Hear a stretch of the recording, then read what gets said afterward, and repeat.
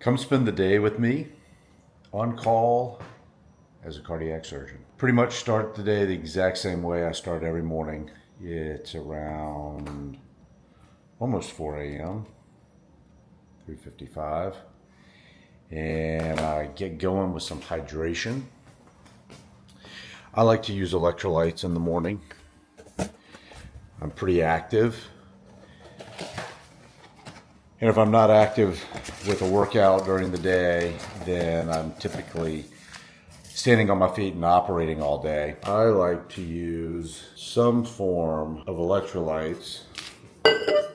Element works for me. I like grapefruit salt. A lot of options on the market. This one just works really well, and I love the way it tastes. Next task is just to see how I slept last night. So I've been using 8 Sleep, which is cooling technology that goes on the bed as a almost as a mattress cover. Cool thing is it thermal regulates you, so it cools you down to go to sleep and warms you up to get back up. Yet not so good.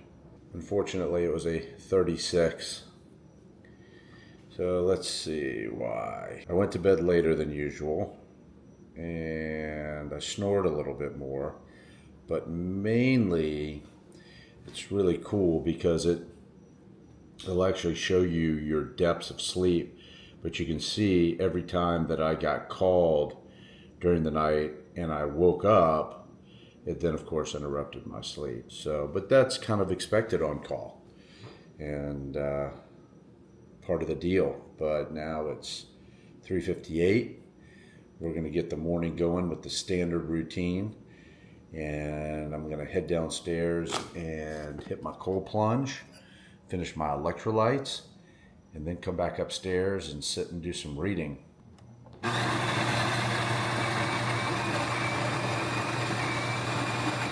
So I really try to delay my coffee as long as I can in the morning. On call, it is a little more difficult for me. I just don't have the 90 minutes to wait to let all the adenosine in my body clear out. So it's about maybe 40 minutes from the time I woke up, something like that. So I pretty much start every morning with the same reading routine. Before I open an email or start thinking about the day, I read the daily Stoic entry. And I'll let you know what it is today. No pain, no gain. Love that one. So I'll sit and I'll read for about an hour and a half this morning. And then I'll kind of get the day rolling. Call really is probably the most arduous part of most medical specialties, particularly as you start to get older.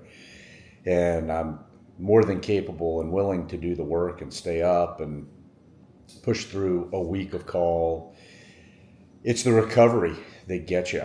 What used to take me 24, 48 hours to recover 15, 20 years ago now is several days. Now, if you don't have a bad weekend and you're able to catch up and what have you, then it's not so bad. It always drains on you a little bit just because you never quite go to sleep all the way, in the evening. And so you don't get that deep rest that we all really require. But it's part of the game. I knew that going into it.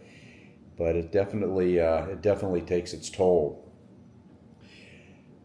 After I finish my morning routine here, I'll head out to the hospitals, and I go to 2 separate physical institutions. They're all part of one hospital organization, and I'll make rounds, which basically is going to evaluate all of the patients that are in the hospital, typically that have been operated on in the last week or are going to be operated on the week to come, either by myself or by my 3 other partners. And so I'm responsible for the entire service during this period of time.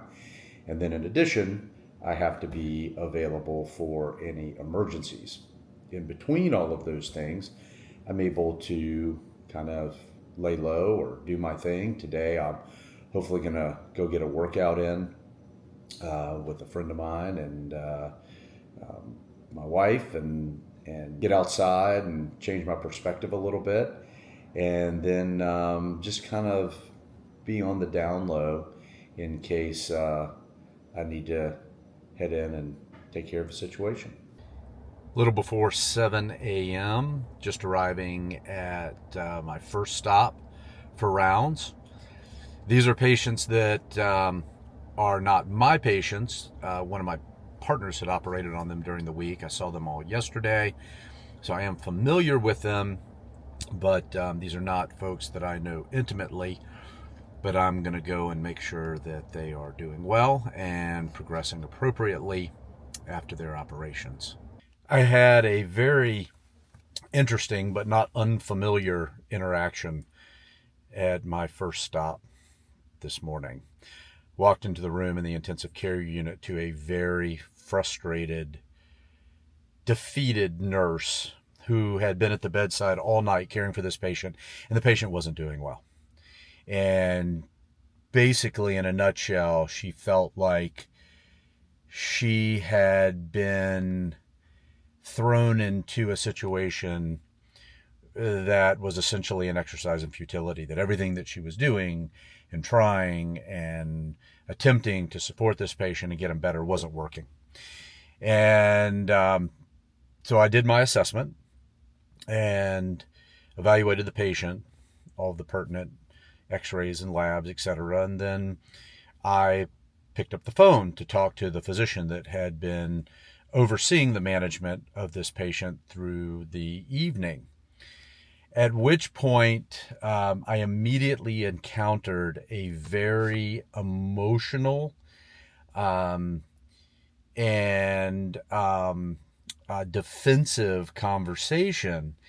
And my intentions were not to be critical at all of how the patient had been managed, but just to communicate with this other physician and to make sure that we were on the same page, that this patient was not doing well, and how do we reevaluate this? At which point I received a long dissertation about how all of the decision making through the evening was based solely on level 1 data. In other words, double-blinded, randomized, controlled trials that developed the protocol of how to handle these ICU patients.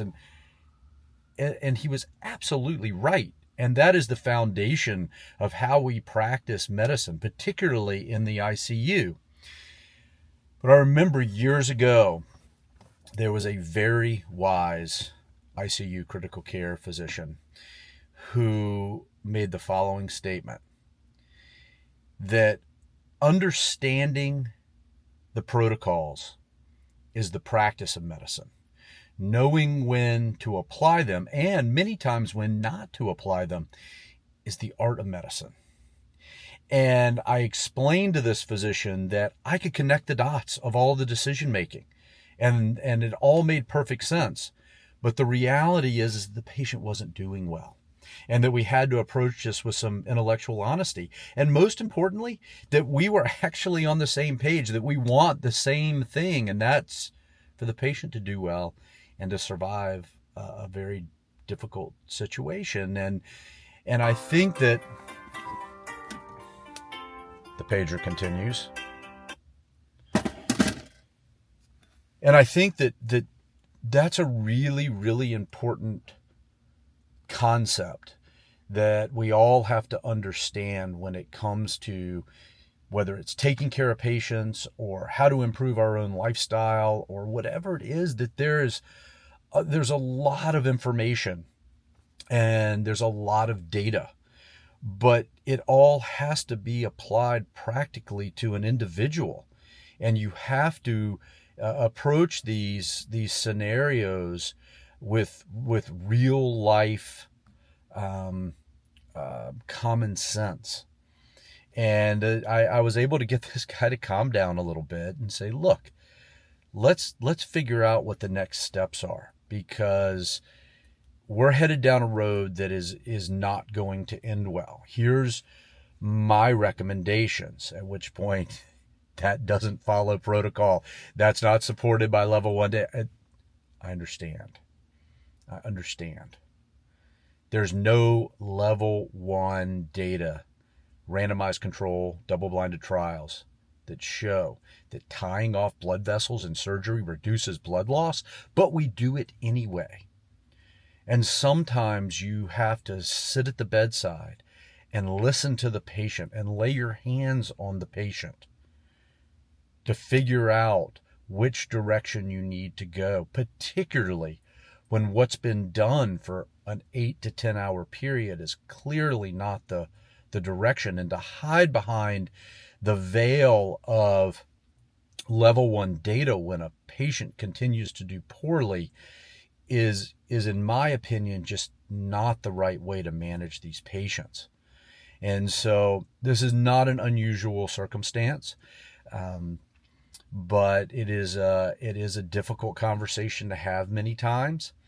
The nurse was a part of this conversation. She was incredibly relieved when we reevaluated the scenario and we came up with a very simple, common sense based plan based on what we were seeing at the bedside with the patient in front of us.